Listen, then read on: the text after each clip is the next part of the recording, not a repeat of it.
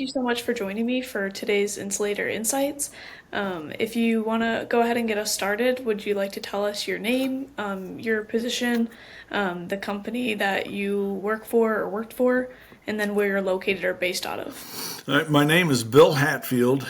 I am the founder, president of Parkfield Insulation in, let's call it Columbus. It's Central Ohio. 3.5 years ago, I sold the company. I now work part-time for the company that bought me, taking care of my customer base, people that I've dealt with for 25 years. Awesome. So how long have you personally been in the insulation industry? And also, could you tell us a little bit about your story of how you first got into doing insulation? Well, I started the company. I had a partner at the time, a guy by the name of Vern Parker. That's how we got Parkfield. Actually, March 13th of 1998. That was a Friday the 13th, and that is always my lucky day. So we started that. But before that, we worked for Orkin Pest Control. I worked there for 15 years. And at one point, I was the region manager of Michigan for Orkin. And of course, Newell is located there in Grand Rapids, and I had an office right around the corner from them. So I was contacted by our tech service department about getting in the insulation business. A guy by the name of George Shrinka came in to a meeting and explained everything to us and how this worked and why we should do it. And as a pest control company, using Newell cellulose with the boric acid as the fire retardant made sense. That's why we started using it. We could install this in attics of existing houses and eliminate callback services where even in the wintertime people would get a bee or a fly or an insect of some kind on the second floor attic, second floor bathroom. And of course they're paying Orkin $35 a month, so you guys come out and take care of that. And it was always an hour away from the office. We found out that by putting at that time 4 inches of cellulose in the attic with the boric acid, we could eliminate that callback. It would help reduce people's heating and cooling cost, actually made their house a little quieter in some cases, and eliminated that callback. So I did that in Michigan for 2 years. After that, I was transferred to Ohio, which is where I'm originally from. I brought that program with me. I had 15 offices in Ohio, and we started doing that with attics of existing houses. We did a test house for Habitat for Humanity to do new home construction just to see how that went. And Newell brought in their demo truck, and I had all my managers in. We sprayed a Habitat house.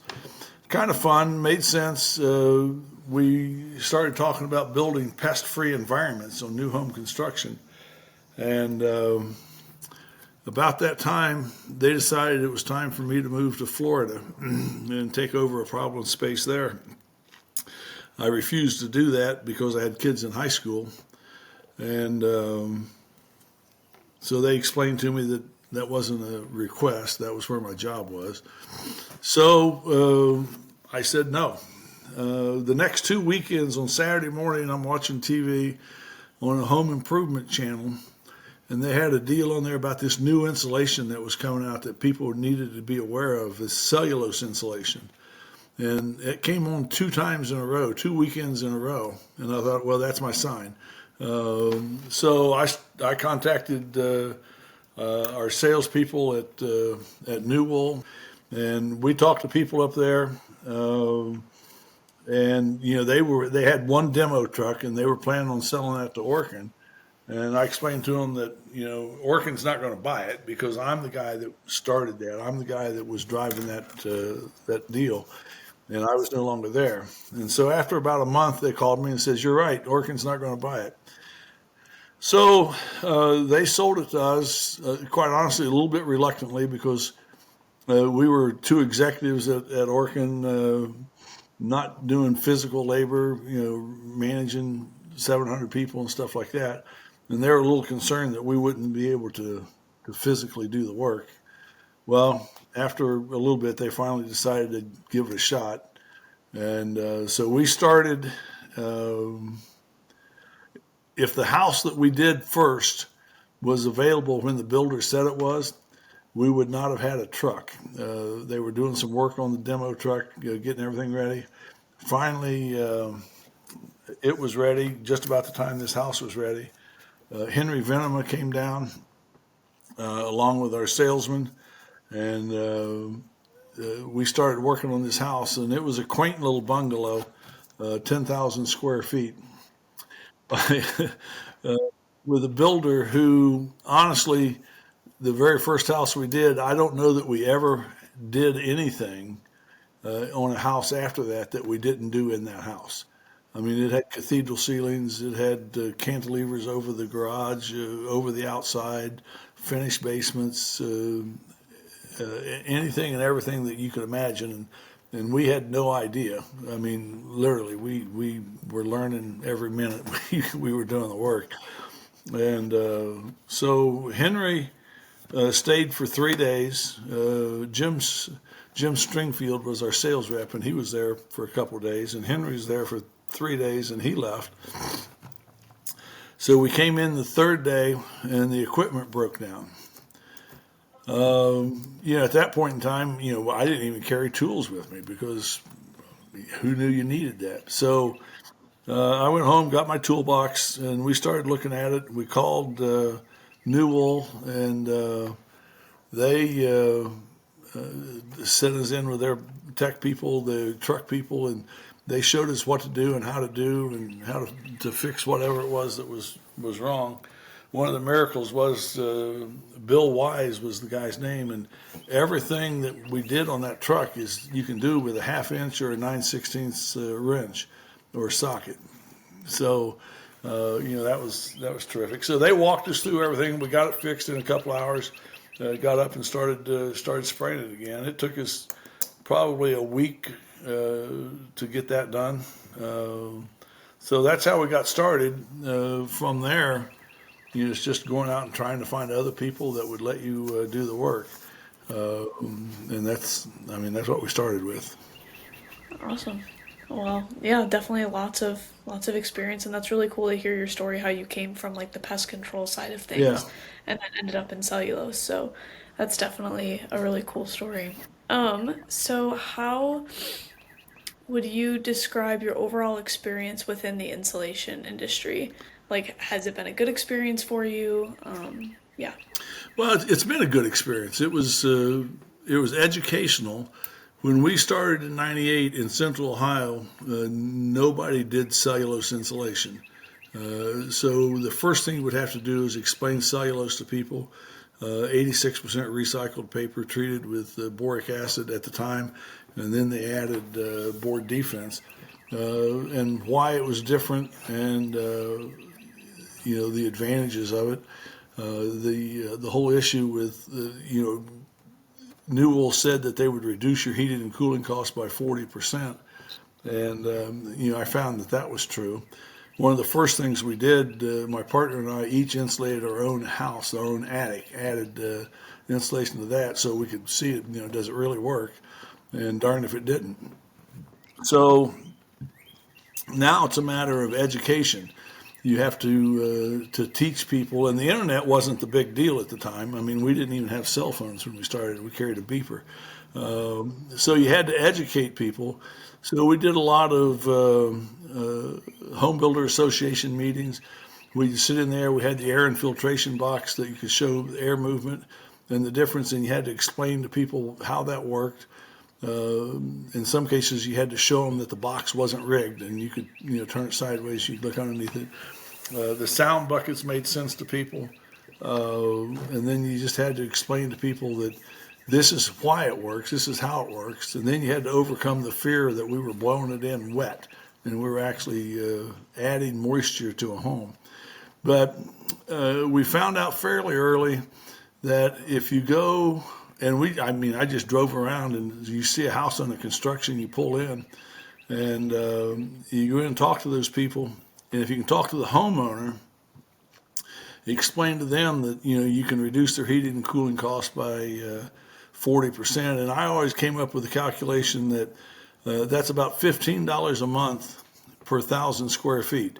So if you had a 3,000 square foot home, you'd reduce their heating and cooling costs by $45 a month, or over $500 a year. And after a couple of years, that paid for the difference in the cost of our insulation versus theirs. And then they got to keep the benefits of it forever. And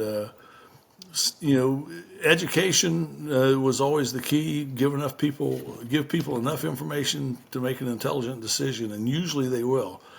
The homes that we were looking at were, $300,000, $400,000, $500,000 homes, $600,000 homes, and those people are smart enough to do some research and figure things out and make an intelligent decision. And if they did, that was us. Then the key was, once you sold that job, you had to show up on time. So if you told him he was going to be there Tuesday morning, you'd be there Tuesday morning. And then you had to do what you told him you were going to do. And no matter what, you had to leave the house clean, make it look good. And if you had a mistake in the bid or estimate, or you didn't get this figured right, just do everything you need to do. Make the house right. Because the next person you're going to talk to is the builder. And so if you have a homeowner that's happy, he's going to tell the builder, and you're going to be talking to the builder during this process. The builder wants an advantage. We did primarily custom home builders, and at one point 65 custom home builders in Central Ohio. And if you do one job for them and you do it really well, you show up on time and you do what you said you'd do, leave the house nice and clean, keep everything good, they'll have you back to do the next house. It only makes sense. They can feel the difference. They can hear the difference in their house. Our truck is out in the driveway in the front spraying, making noise, and you get them into the back of the house after you've done half of it, or they can hear the truck seems to disappear. So now they've got something to sell.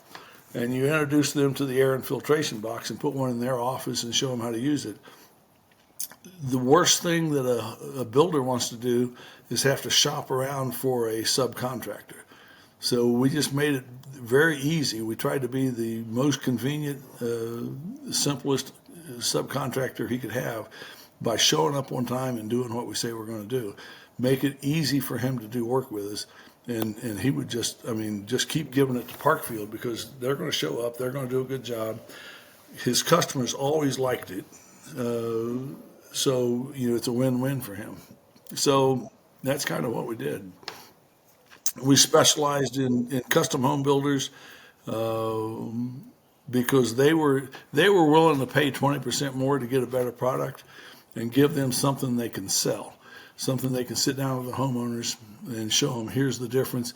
We guaranteed heating and cooling costs for them at the time for 3 years. That's something that they could sit down with their potential home buyers, and here's why you should use us instead of using the other guys. And that worked very well for us. So, like I say, over a period of time, it got to the point where we had 65 custom home builders in Central Ohio that we were doing. And again, once you start, you do all their work. They just call you up and tell you, here's what I got going on. Just put it in the schedule, and you do that. 2008, 2009, the housing crash, and in a period of a month, all those builders were gone. So we did condos for a major condo builder, and then a major tract builder called us, and we had talked to them at various times. They knew who we were. We cost more than what they were getting, what they were usually paying for with fiberglass. But when that housing crash happened, they realized that they had to build a better home so they would have something to sell. And they called us up, and we went through the thing with them again. We had done a model home for them, and they decided to go all in, and we started doing 600 houses a year for them. That made a big difference, because a lot of those custom home builders never came back. A lot of them just disappeared. Some of them became plumbers and electricians and other things. Some of them did small room additions. Some of them just went someplace else and got a job doing something else. But we picked this one up. We did their work for, I don't know, 5 or 6 years while we were building the other part of the business, and that worked out pretty well. So, Yeah, seems like it. yeah. So all during that, we did retrofit work on existing homes. We worked with Columbia Gas, had a program where they would do energy audits in homes, and we were on their preferred list, so we could go in and do that. You learn a lot about doing old houses, trying to figure out how they were built and why they were done this way and what's happened. It helps when you look at new homes where you can actually see everything and see how the wiring was run and how the plumbing works. Then you go into the old houses and you see how they did it 50 years ago, and you're going, wow, how did they decide to do that? So we were doing both. I guess during that period, right after 2008, 2009, we started doing a lot more of the retrofit work, and that kept us afloat. And then we picked up the Dominion Homes contract, and that seemed to carry us in. We actually learned how to do the retrofit work. And I'd never done anything like that. I was the Orkin man. So we signed up to work for Habitat for Humanity. And they had a project going, a house going, where they were siding a house. And I'm going, well, if you go over there and learn how to side the house, then you ought to be able to figure out how to unside it. And do a drill and fill. So we actually started doing that, and that went so well that we started doing all the new Habitat houses in Delaware County, and that would be 5 or 6 a year. And we always tried to give them a favorable price. But that gives you a chance to see how real people live. There's 1,200 square foot houses, and it makes a big difference in the quality of life for those people. So that was always a good thing for us. So Yeah, totally. I know you had mentioned too, like having it in your own home and such, and like at our apartment complex where my husband and I live, we have new wool insulated in our walls, and I think it's made a huge difference for how much we save each month in yeah, like utility yeah, costs. So we've definitely seen that side of it too. yeah. In probably 2010,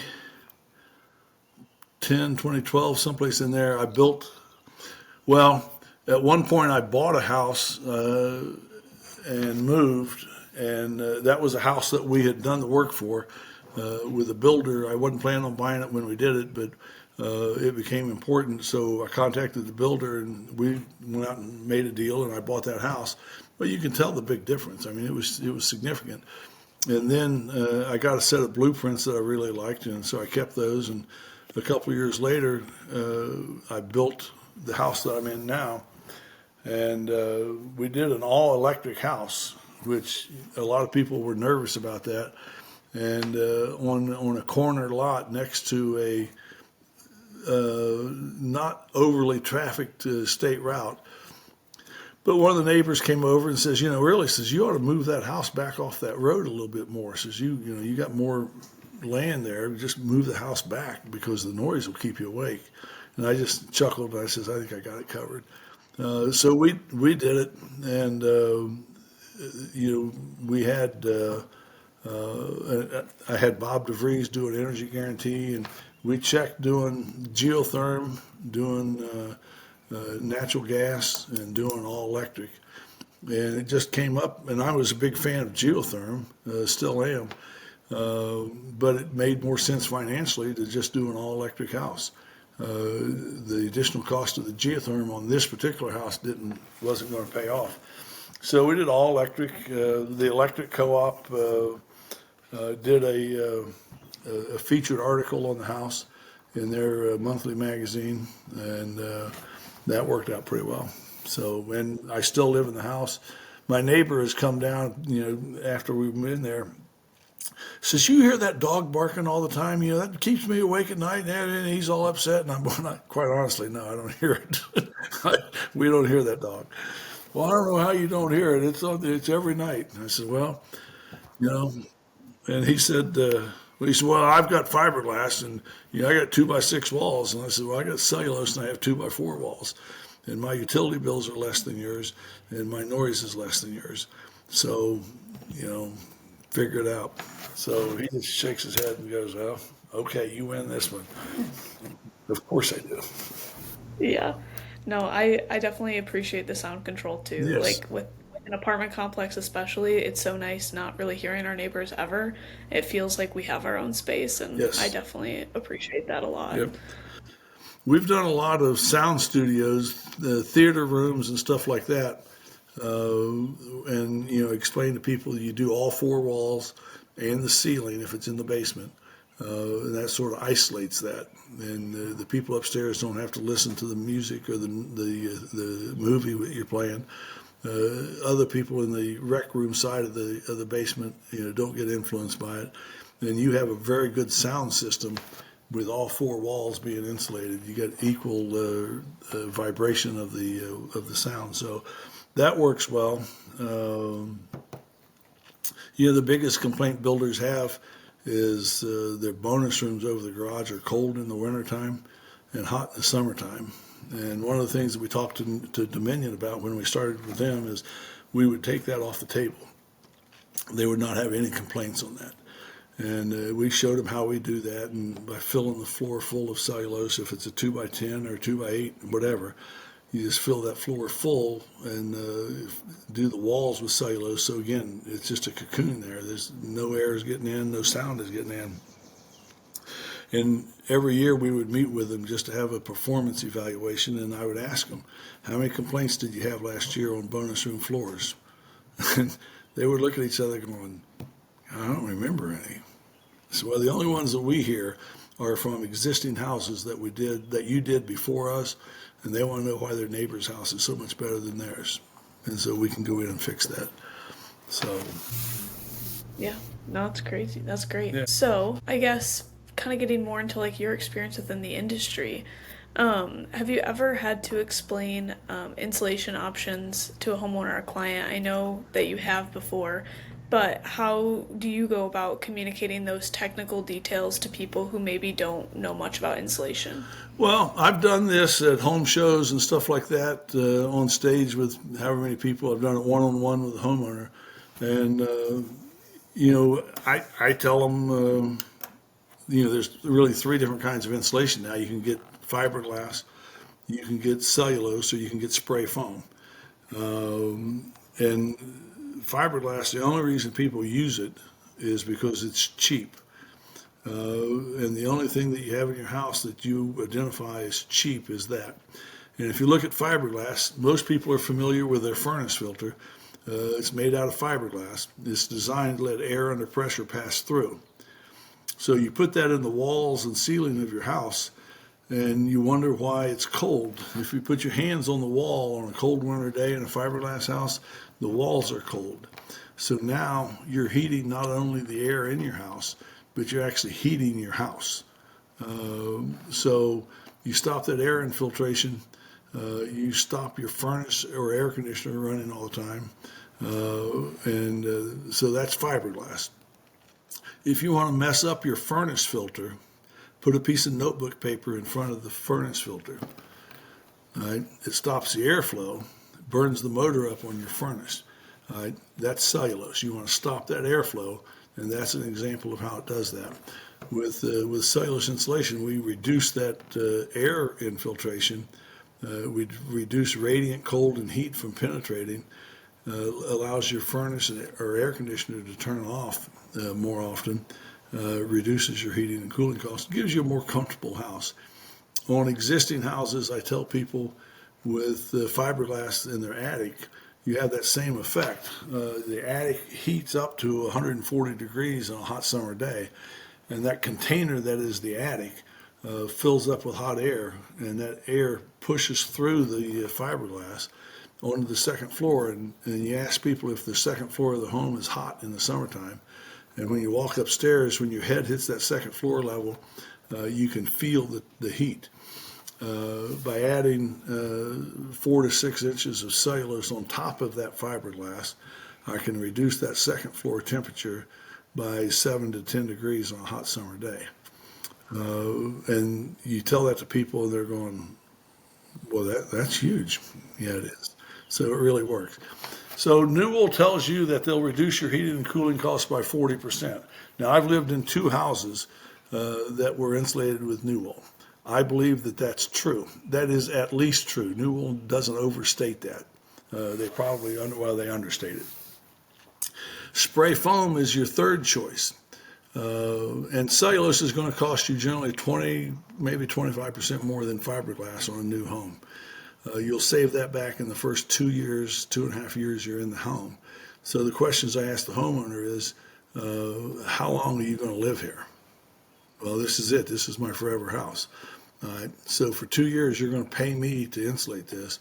And after that, you get to keep that, 40%, that, $45 a month.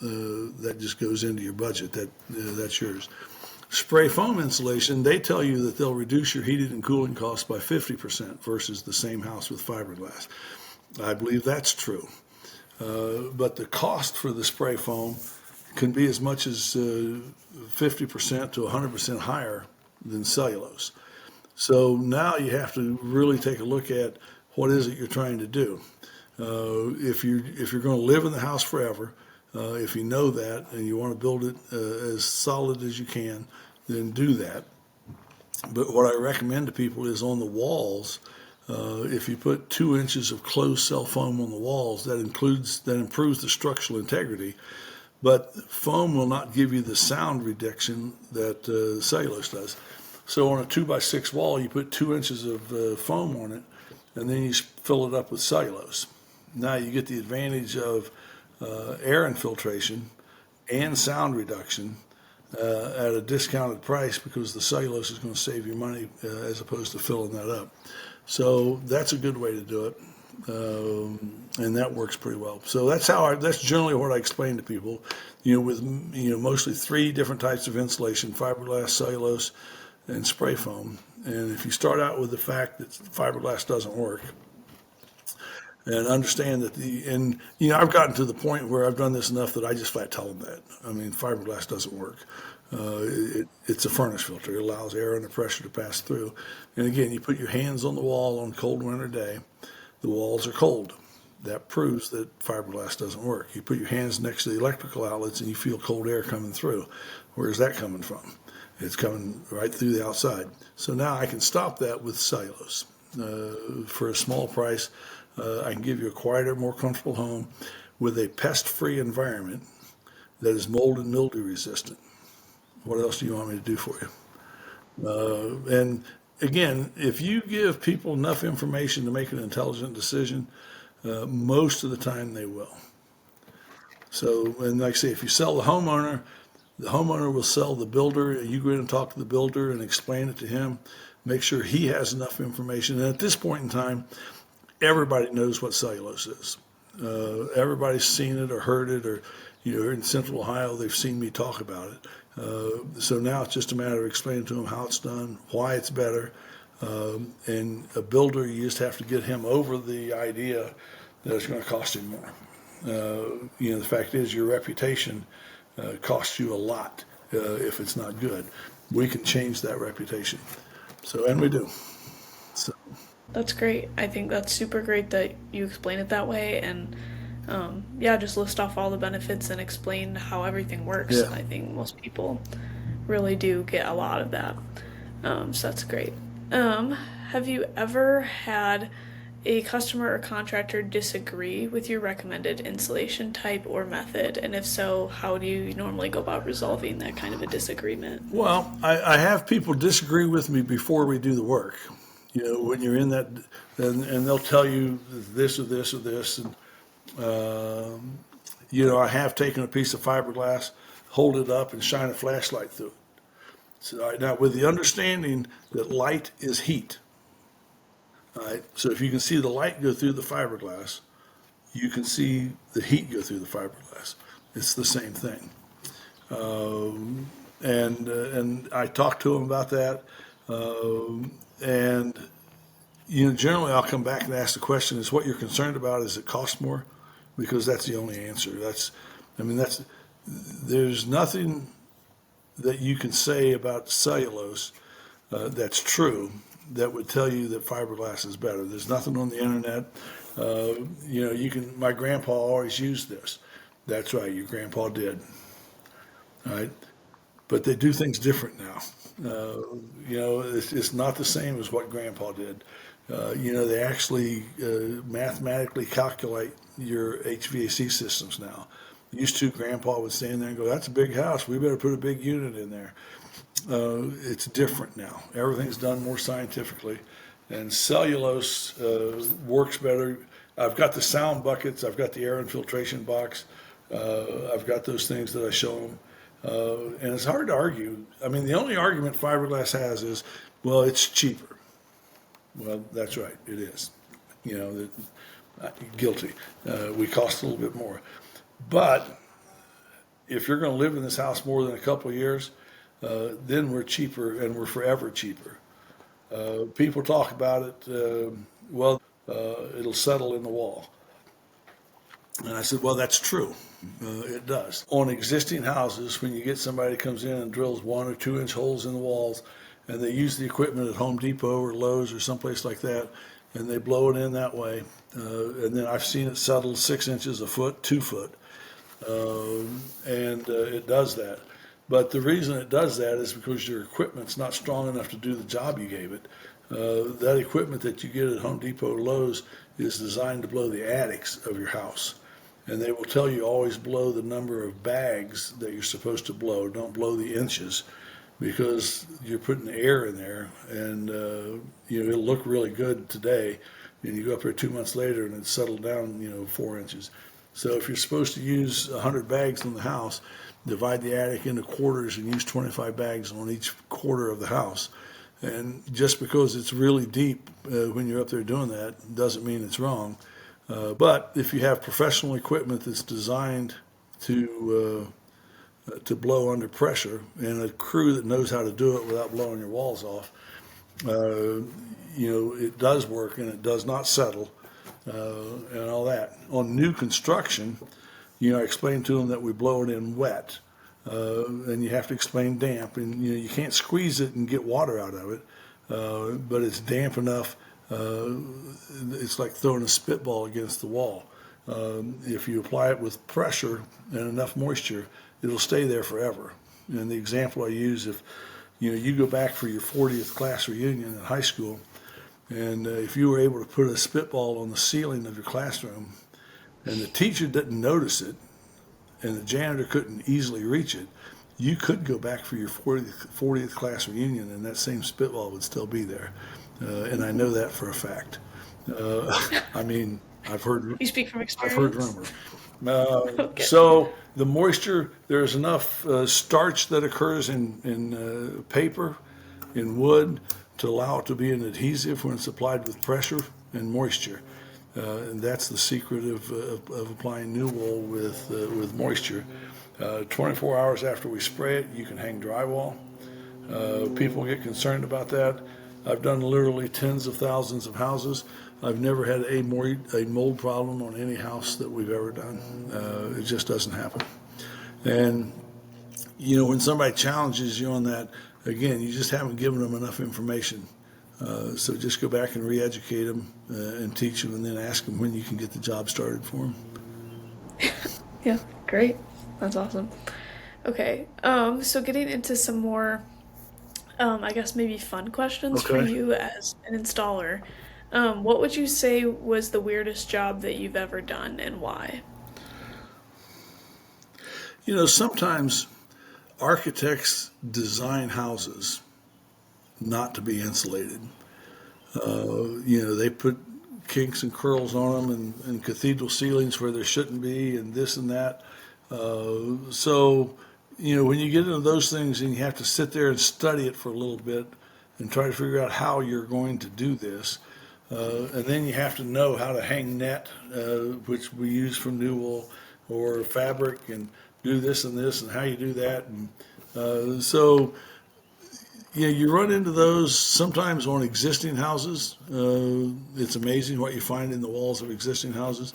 New homes, you get some of these exclusive, 10,000 square foot homes that the architects have it designed and built with all this stuff and all these things, and then you have to figure out how are you going to do that wine room on the third floor, and what are you going to do about this, and how are you going to do that, and just those sort of things would be, and you run into those,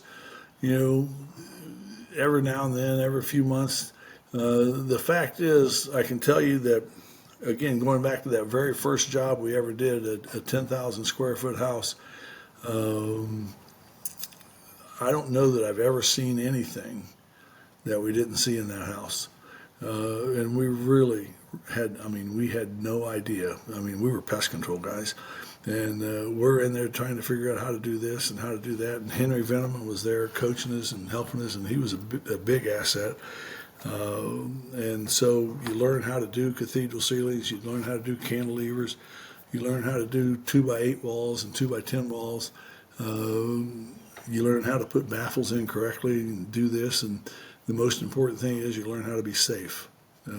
So anytime we had a technical problem, I would call Bob DeVries, and you try to explain to him what you're doing and what's going on here and there, and he would be able to explain to you and help you out with a lot of that. There were occasions where he just came down because I got to see this, and there were occasions that we were able to do that. So you meet with the Home Builders Association. And people like that, and Bob was always willing to come in and meet with those people. A guy named George Shrinka, which was the guy before Bob, would come in and do those things. And then you bring in an outsider, and so they're not just the salesman trying to sell you and why you should be doing this and why you don't need plastic over the cellulose and why you don't need this and that.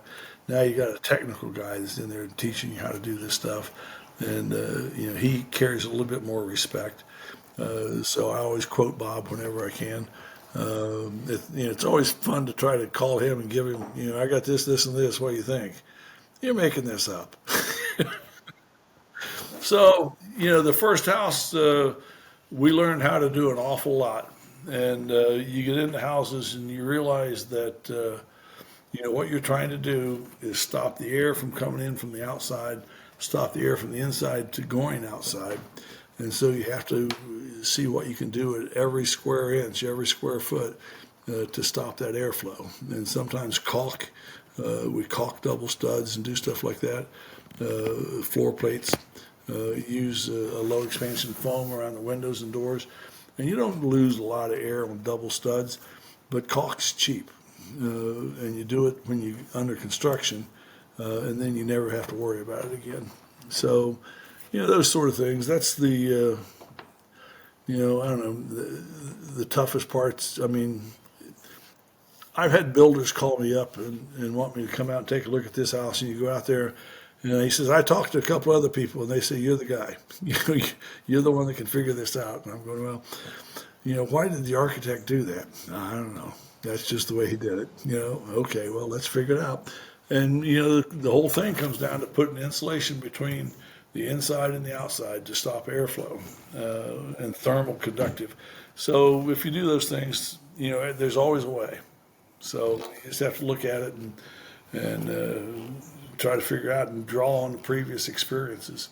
And like I say, at this point, I've done it since '98. So, I've seen a lot.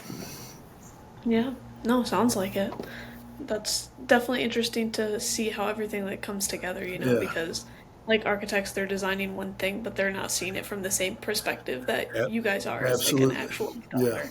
An So, architect's looking at it from what it looks like from the outside. Well, you yeah, still have to figure out how to keep the cold from coming inside. So yeah, for sure. that's it. Yeah. All right. What would you say is the biggest job that you've ever done, as far as square feet goes? I know you've mentioned a couple of 10,000 square foot homes. Is there anything larger that you and your team have ever Our record done? is 24,000 square feet Wow. with two 6-car garages. Wow. Because they had 2 kids, so I mean, Of course, yeah. uh, I don't know how big the theater room is or how big the ballroom is in your house, but this one was on the 3rd floor and it was 3,000 square feet for the ballroom. Wow, Yeah, that's massive. 24,000 square feet. The master closet was 1,200 square feet. Wow. Full size Olympic swimming pool in the back. Like I say, two 6-car garages. Yeah. Just huge, huge. Yeah, a behemoth of a home Yeah, for sure. yeah. So in that particular house, we had Newell. You couldn't see the house from the street, and you couldn't see the street from the house. Newell backed a trailer in there and dropped it. So we used probably a truckload and a half of insulation on that. And the way we did it, we had my partner would do the wall spray with his crew. Then I would come in at night with another person, and we'd spray the attics. And then the next morning, we'd just leave the truck there. The next morning, he would come in and start doing the walls again. Um, that was that was a pretty good sized job. So yeah, it was. We were sitting there looking at one day, and we're sort of looking at this room, going, I wonder what this is for. And the guy came by and he says, "You got a question?" I says, "Yeah. What's this room here?" And he says, "Well, it's the master closet."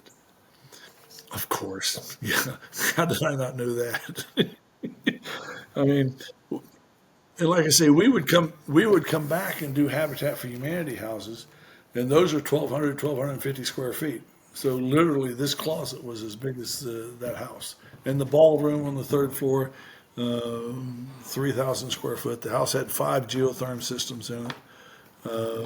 It was that was a pretty significant house. Had a slate roof, 6 truckloads of slate for the roof, and of course coppered downspouts and gutters and all that. Lightning rods from the ceiling, from the roof. I stood back as far as I could to try to take a panoramic picture of it, and I couldn't get it off. I mean, it was just incredible. It was pretty nice. So, and the homeowner is just the nicest guy you'd ever meet. Husband and wife in their 30s with 2 kids under 10 years old. The guest room was 2,400 square feet.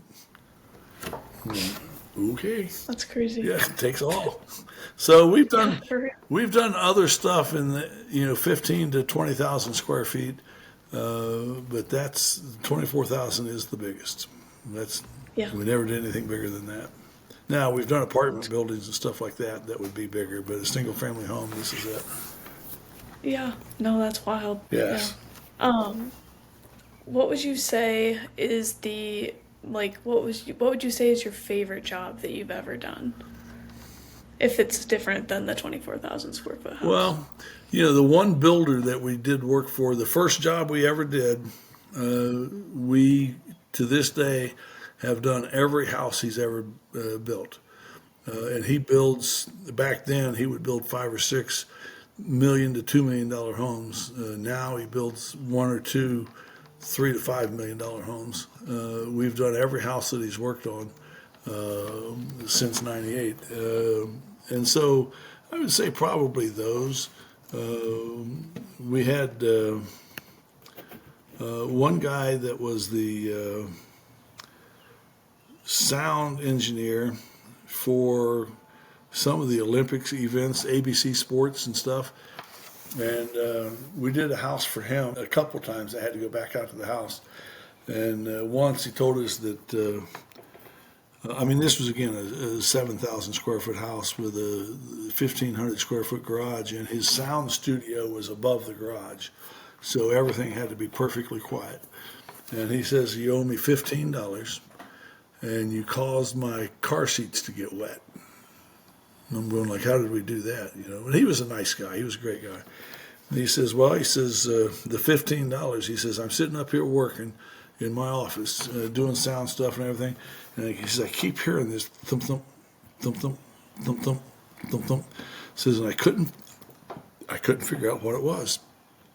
And finally it dawned on me, it was my heart. He says, "There's no noise coming in here from anything." He says, and it gets to the point where you can hear your heartbeat. And he said, so I had to buy a clock radio. That was $15. He says, the other thing is, I came home from work one day, and he's got a big circle driveway, and he pulls his car in, parks, runs upstairs, had to do some work, and he's up there doing work for a couple hours, and he notices a big flash, and he looks outside. He's in the middle of a thunderstorm, and the rain's pouring down and all this. He says, I didn't know it was raining, and I left my car windows open. He said, so it seems like that's your fault. So, all right, guilty as charged. Yeah. So, that's the kind of stories you get into and stuff. That was a fun house to do. He insulated the closets in the sound studio where he kept his tapes and stuff. And I tried to explain to him that there's no noise; those tapes can't hear anything, and you can't hear the tapes from outside unless they run through a machine. And he says, "Yeah, I just think we should do it." Fair enough. It doesn't cost much. Let's do it. So I don't know. So you get into some interesting cases, some interesting homeowners. I did home shows and things like that forever. In fact, this past year is the first year we didn't. And I can tell you that in doing that for 24 years, I never once had a customer come up to me and say, if I had to do over again, I wouldn't do that new wool stuff. I don't think that's good. That's never happened. No person has ever said that they were disappointed. I've had people walk by that I have no idea who they are. They holler at me, know my name. They wave and says, thanks for doing my house. And it was just great. Okay. I've had people call up, how did you get my name? Well, you did my dad's house 15 years ago. And, I always said that if, when I built my house, I would use you. Okay. So I get those calls every few months. I've never had anybody say that, I wouldn't do that again. I wouldn't do that. Yeah. So, well, that's great. yeah, it's pretty rewarding when, there's no negative downsides. Nobody ever tells me that, this stuff don't work. It's not like you said. It just never happens. So. Yeah. Which is a good problem. That's right. It's only been 27 years, so you figure if it was going to catch up to you, it would by now. Yeah, So, definitely. That's great. Okay, so kind of getting more about your insights as just someone who's had a lot of experience in the industry. What do you think separates a great insulation installer from an average one? well, you have to have an installer. You have to have an insulator, not an installer. An installer is somebody that comes in and just throws fiberglass on the wall and leaves. An insulator is a guy who sits there and looks at it, and as the guy putting it in, is also trying to figure out how he can do everything best, how to insulate behind the electrical outlets, how to do this, how to do that. And an insulator is looking for ways to do the job better and look at every house and tell the difference and how's this working and how's this rim joist going to work and how's this wall going to work and how do I do this T-wall. So you want a guy who has the mentality of an insulator as opposed to an installer. The installer is just in there trying to make everything look gray. Honestly, most of your installers are doing fiberglass, and they want everything to look pink. They don't have any idea why they're doing it or what they're doing. If you get a guy that is looking for a career that wants to do this for a long time, pay him, make sure he's making enough money that he can afford to do this, hire him some people to work with him that he can train and work with so that he doesn't have to be the guy spraying all the time, but he's still the crew leader, and get that guy that is a insulator as opposed to an installer. Yeah, for sure.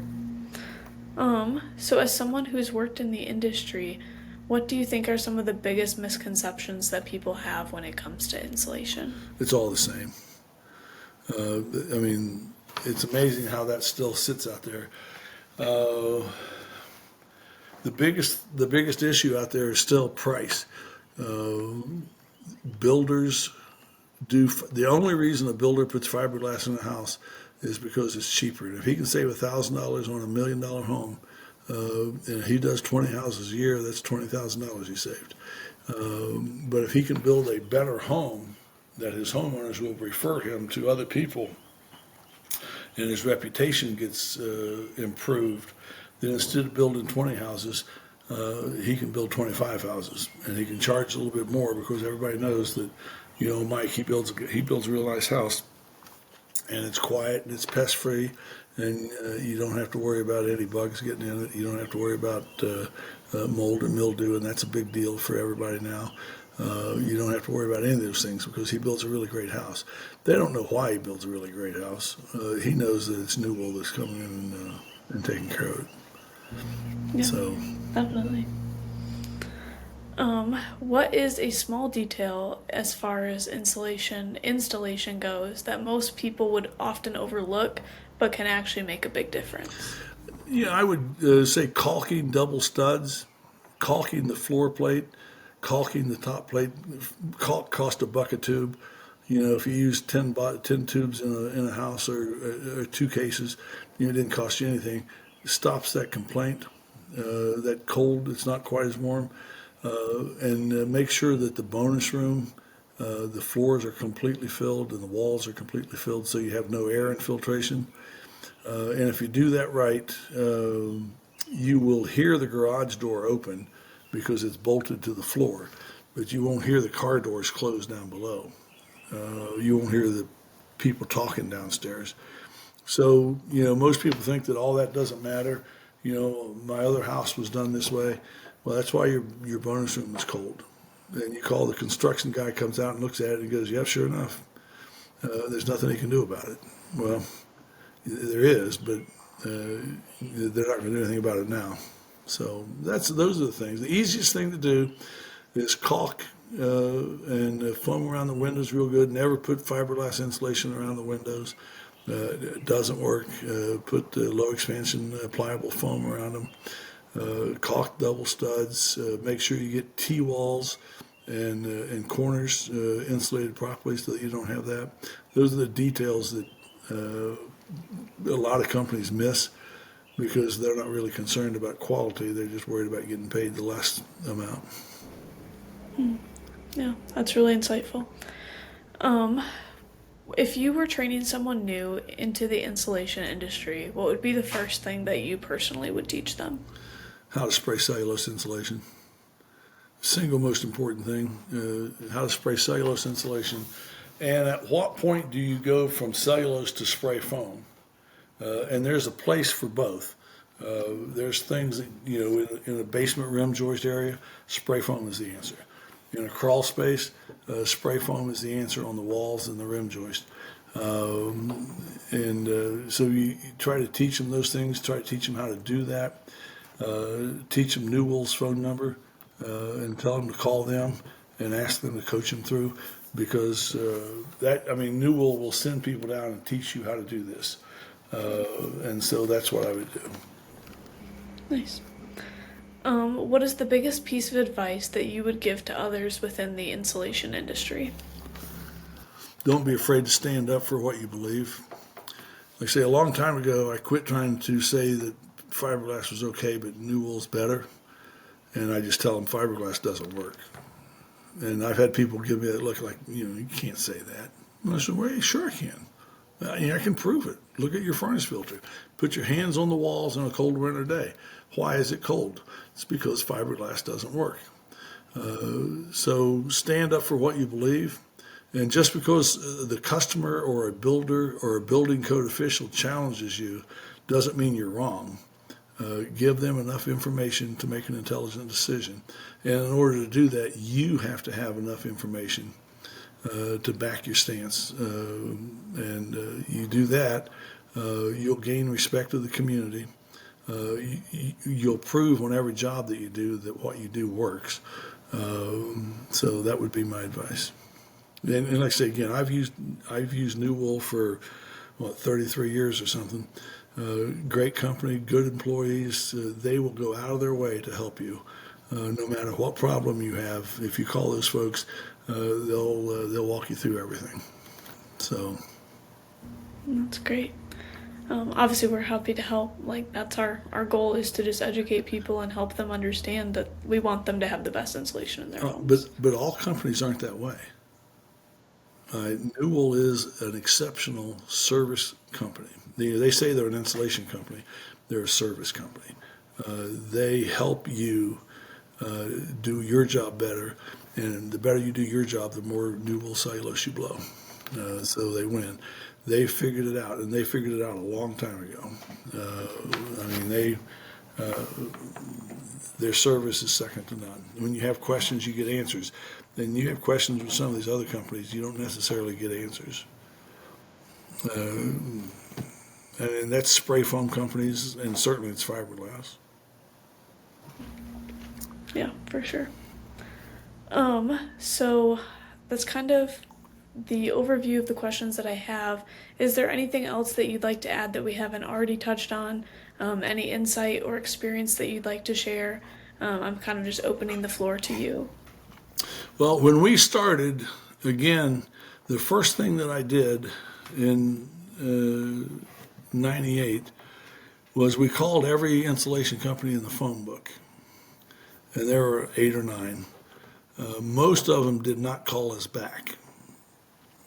All right, so you always return phone calls the day they come in, always.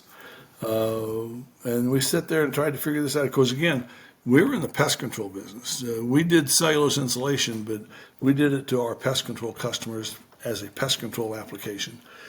So then you have to look out there and ask yourself, am I smarter than half the people out there in this business? You say, okay, I think I am. All right. Am I willing to outwork the other half? We did. That's why we were successful. If you're not willing to outwork them, don't get in it. Are you smarter than half the people? If you're an average guy, you're smarter than half the people. I mean, that's just the way it is. And a lot of those people on the top half aren't willing to work very hard. So, we started this company. We had no equipment. We had no customers. We had no employees. We had what I thought was a really good idea.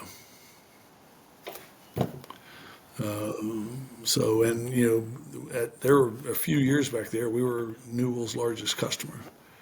So that comes a long way from having a good idea.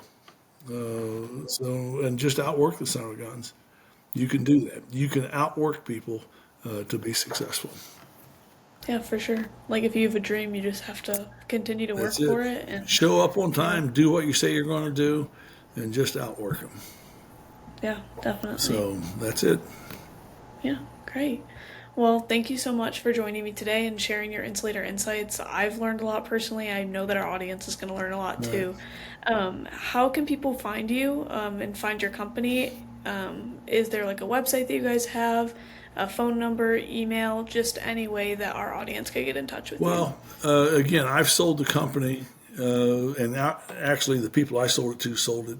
So now in Central Ohio, you can look it up online. It's Parkfield Gale Insulation, Gale being a fiberglass company that got tired of us taking business from them all the time, so they bought us. So Parkfield Gale, you can call the office at 614-336-2618 and talk to people there.